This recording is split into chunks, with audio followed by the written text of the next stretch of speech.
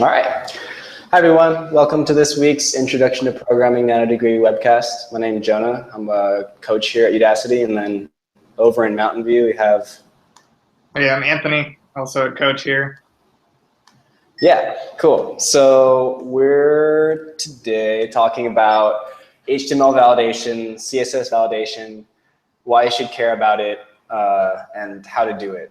So first off, what is HTML validation? So when people first thought of HTML way back in the dark ages of the 90s, they're like, oh, we can just write web pages. But the thing is, everyone wrote web pages maybe slightly differently. There was a general idea of like using HTML tags, but then there are certain conventions and things that not everyone followed. So people came together and they decided on a set of rules. And if your web page met all these requirements and rules, it was validated.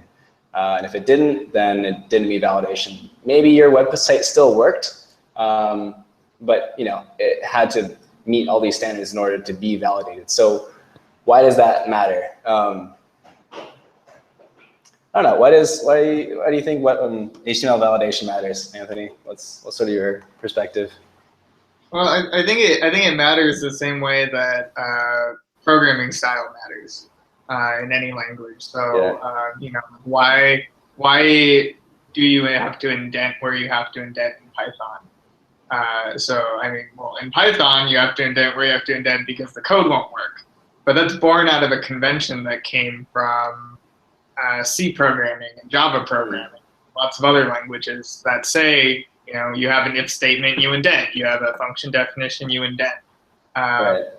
Ultimately, those sorts of rules that maybe don't change what a piece of code does, those rules keep things consistent, and it makes code more readable for people, regardless of whether it says the same thing to a computer. I think an important thing to keep in mind is that you're always writing code for other people as well as you're writing code for a computer to read. Definitely. Yeah, so that's actually a huge part of it, is that making things easier to read is important, and also like professionalism is also a really important thing. Like imagine your website is like your resume or something, and you send it into someone, and if you're applying to a technical position, they might look at your source code and be like, oh, your indentation is all off. You have tags that aren't closed properly, and maybe your website looks fine, but if you have these little errors here and there, it shows that you're not careful about your code. So it's really important for those sorts of situations as well. Exactly. So I have a couple questions. And Peter, yes, you're in the right spot for HTML validation, CSS validation. We're going to be talking about it today. And then for Abhijit, hope I'm pronouncing that right. The IPND just works, you go through the course on Udacity website, you'll be submitting projects. If you want to interact with the course instructors, we can schedule one-on-ones through our website, and we'll talk with you one-on-one and help you through reviewing your code, answering confusions and questions. And whenever you submit your projects, you'll get feedback on whether you meet requirements or not. If you have any further questions, you can ask us in the side window. So let's dive in. So I think the best, sorry? I said, let's see some HTML. Yeah, so that actually, I used one that you've created. I'm going to start sharing my screen. Okay. Where is it? Cool, there you are.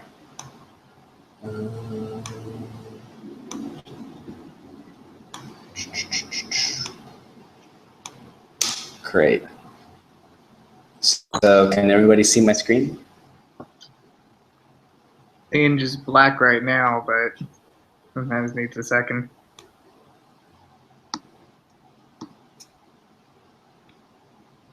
Nope, I'm just seeing a black screen. Black screen, okay.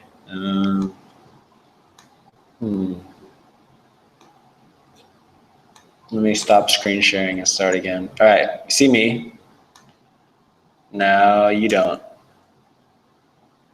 How about now?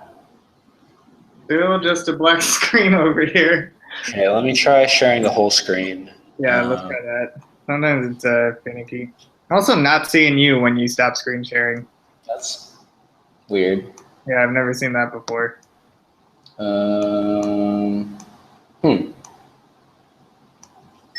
You see me now?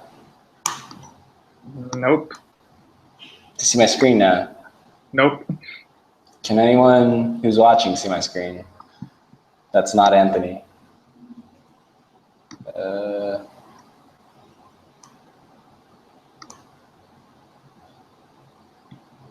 That's an issue. What happens when you do it live? Yep. All right, Anthony, I'm gonna close out this window. In the meantime, you can entertain our students. I'll be right back.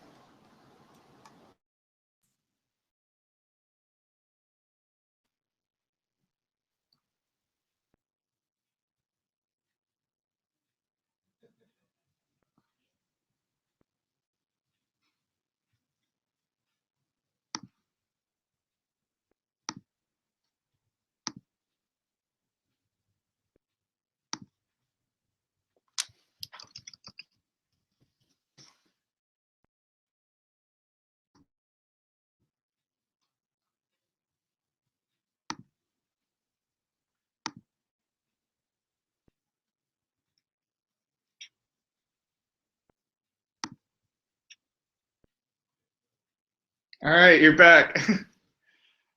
That was weird. But we can't hear you.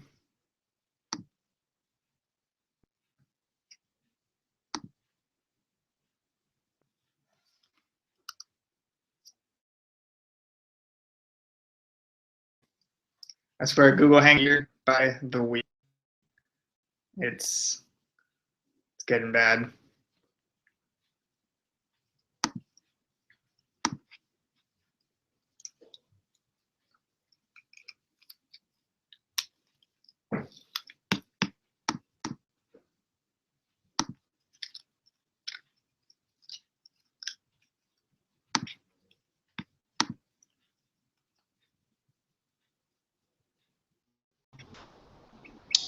All right, how about now?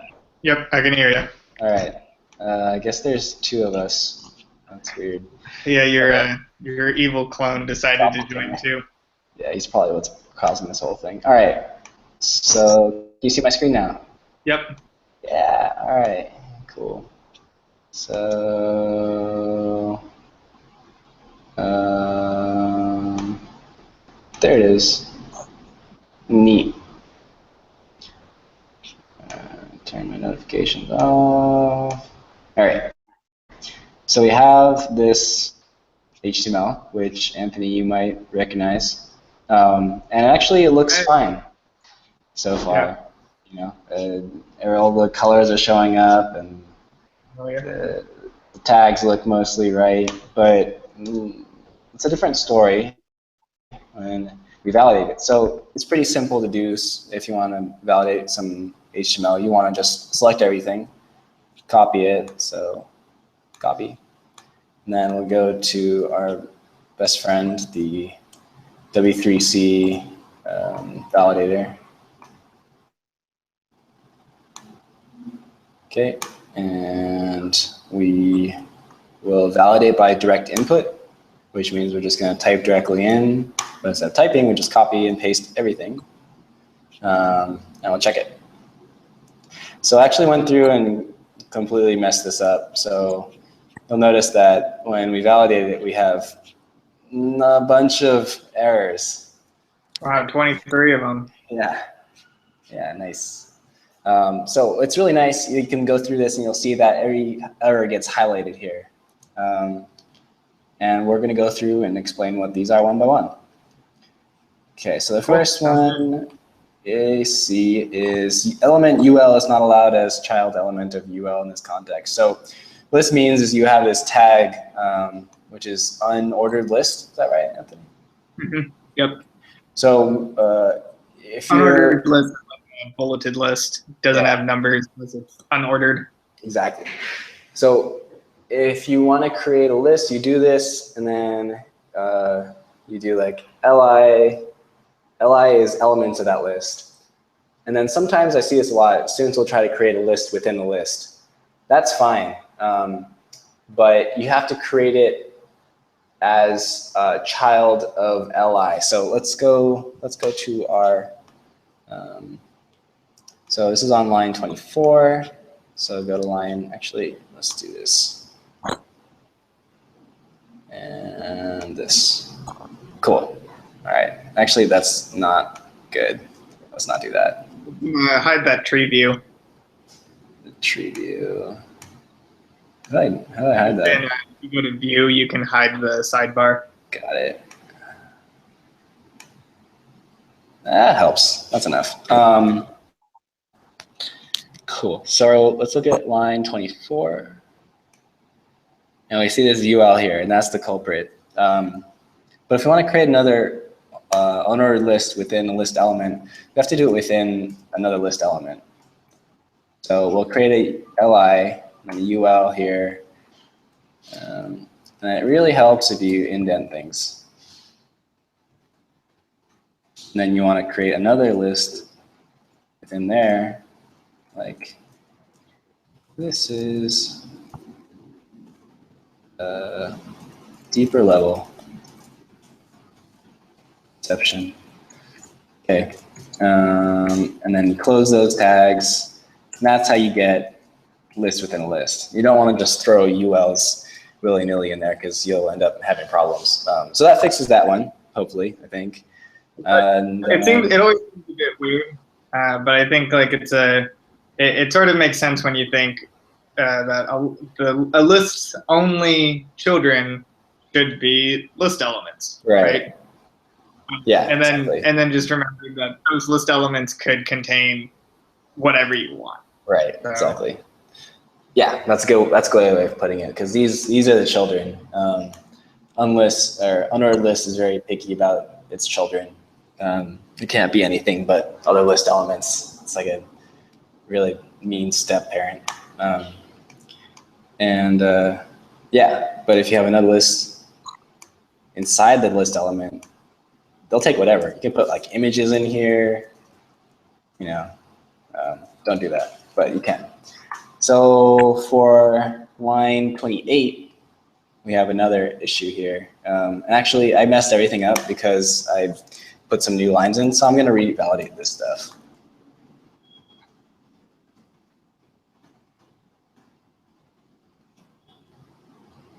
Okay, cool. So now I have a bunch of different ones. So I fixed all those, and we have some new errors cropping up. You'll see this happen.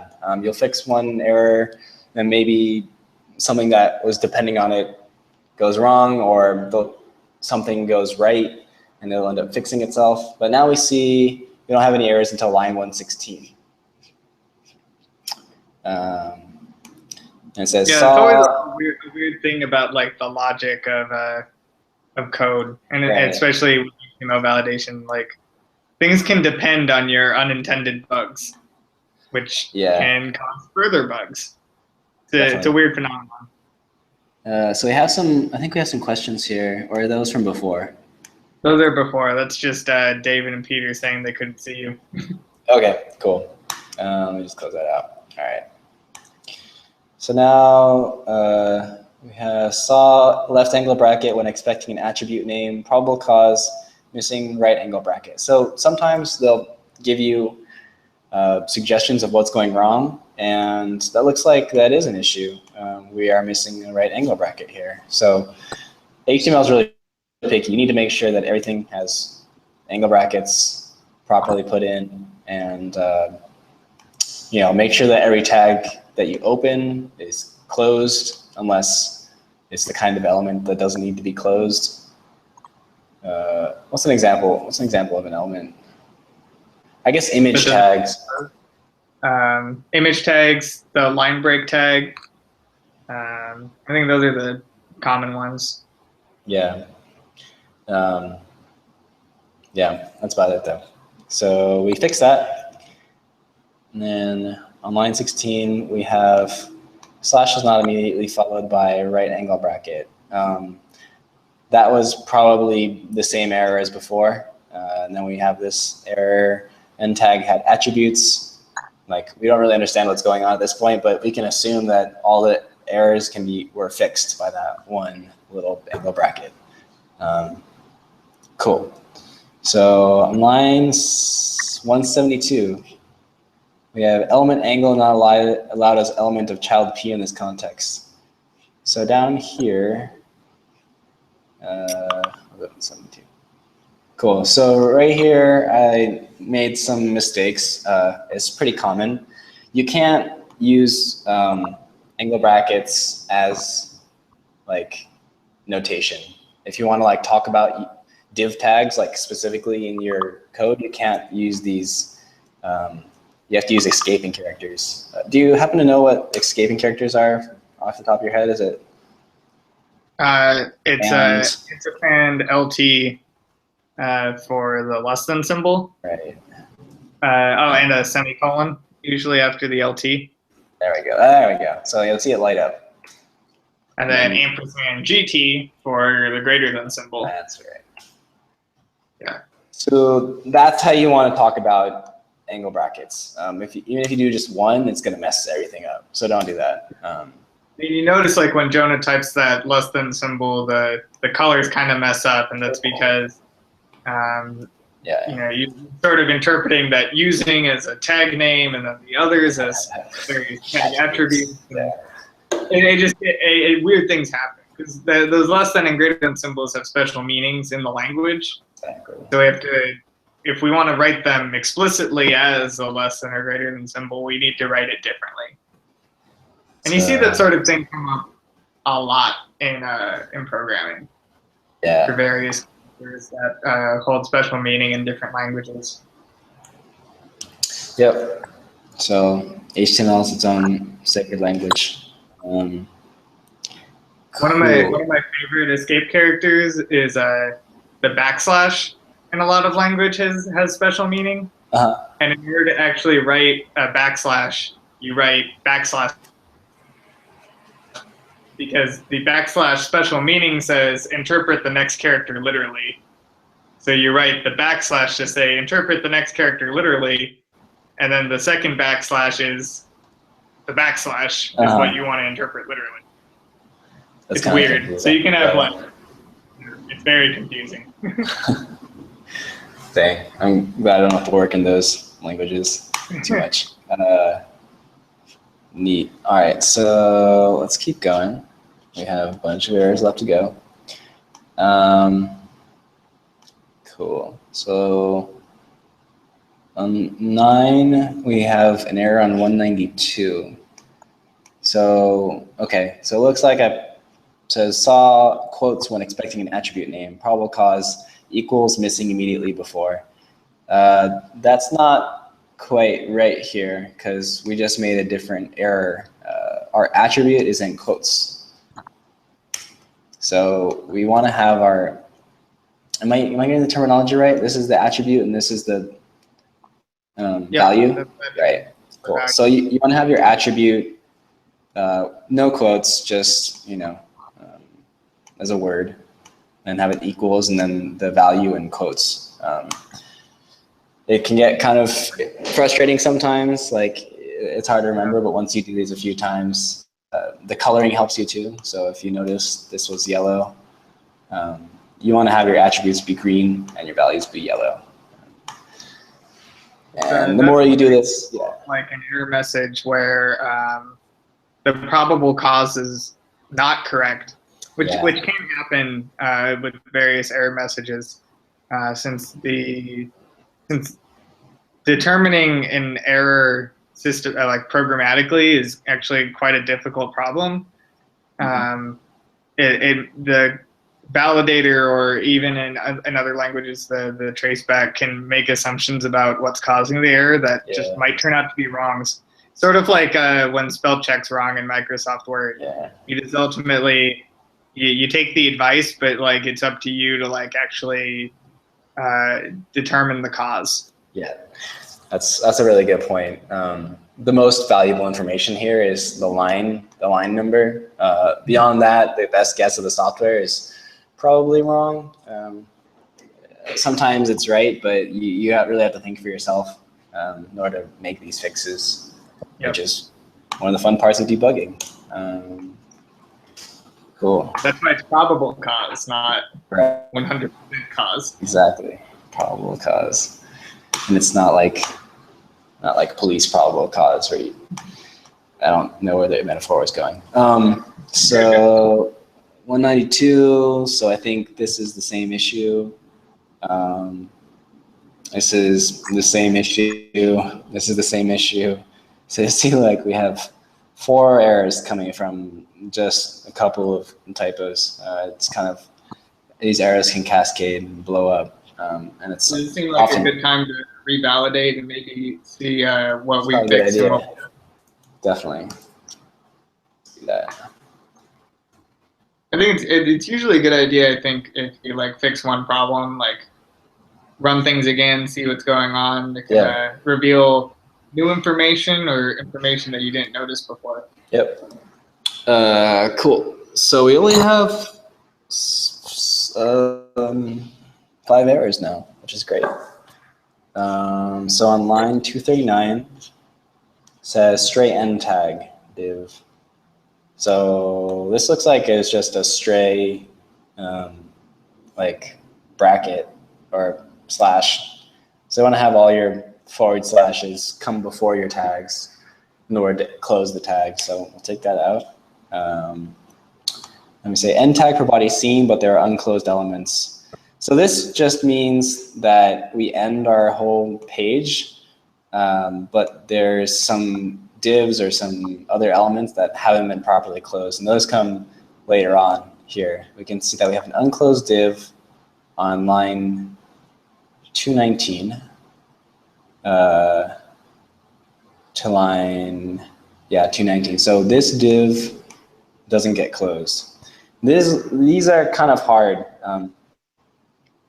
because you don't know. You kind of know what's in here, and this is where it's important to indent your stuff. Because if this was all the way over here, then you don't know if it's part of the upper div or if it's part of the lower div. And you can sort of go through and search it, but it's really easy to look at it if it's visually indented. So we look at, what was it, 219? So this concept, you want to look toward where the concept ends. So it's here. So I think we're just missing a div at this indentation level. Yeah. So you'll notice that this filled in. Sorry, go ahead. It's a little difficult to see there, but like now that you write that in, you can see you can see how each closing div is like coming back an indent down to the final level. Definitely. And there was that jump between where you had that missing closing tag. Mm-hmm. So that was a nice clue as to like where the issue was. Yeah, so keeping your code clean and indented can, Unintended just saw that without even, analyzing it, that there was something missing. And something that you can do that really helps is tools, selection, hold on, edit, you go to edit, then you go to, wow, I'm completely blanking on how to do this. Line indent. So is that right? No, that's not right.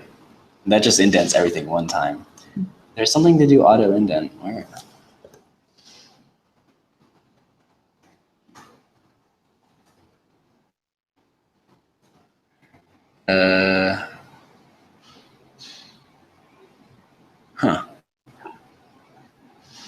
There are definitely packages that allow help to indent your code better. I totally thought that the Sublime came with the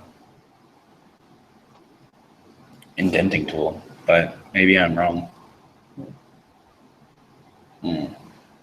I've been using one. If you're using Atom, there's a cool package called Atom Beautify. Okay. That if you apply that to your code, it just indents it all very nicely. It's another case, these like auto indenters of take their advice with a grain of salt, because if you've got a missing tag or something, it can indent your code incorrectly, which could be misleading. Oh, re-indent. Yeah, that's it. Nice. Cool. So yeah, let's say I mess up all my tags here, and then I want to put them back. A lot of times it'll do it right, but maybe it won't. So yeah, use your eyes, use your brain, use your heart. And you'll notice Sublime is pretty cool in that if you have an open div and you want to close it, if I just type, bracket and then this /, it'll fill it in. I don't even have to do it. So I know that there's some open divs.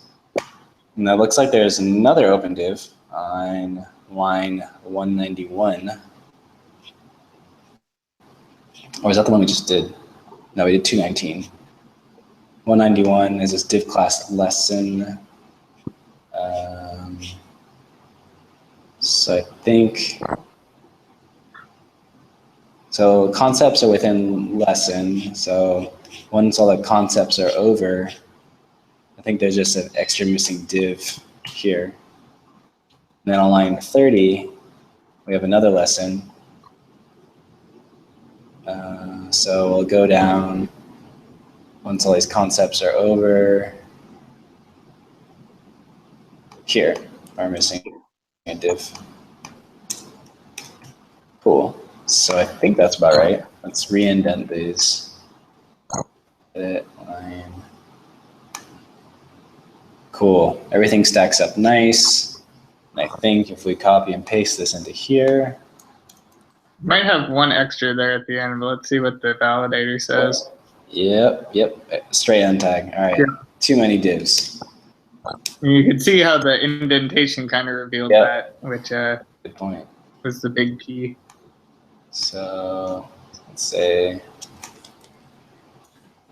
and actually something weird. It says there's no errors, but we're also missing a closing HTML tag. Wait, you're missing an opening HTML tag too. I don't think you had one up at the top there. Yeah. So I guess validators don't catch everything. So we want to have HTML5. Maybe the HTML tag is not necessary. Oh, really? Interesting. That might be possible. The doc type HTML and the HTML tag are kind of a artifact of an older age. You might notice that pretty much any HTML page you write will format this exact same way, regardless of whether you declare the doc type or whether you have those surrounding HTML tags. It used to be prior to HTML5, which is the current version of HTML. There were many different flavors of HTML, and depending on which one you specified, the browser could interpret your page very differently. So if you look at some much older web pages, you'll see doc types that aren't just the standard straight HTML. Interesting. You don't define a doc type and your browser is relatively new. You're not working on I don't know, Internet Explorer 6 or something. Yeah. The browser will assume your page is HTML5 and display it correctly.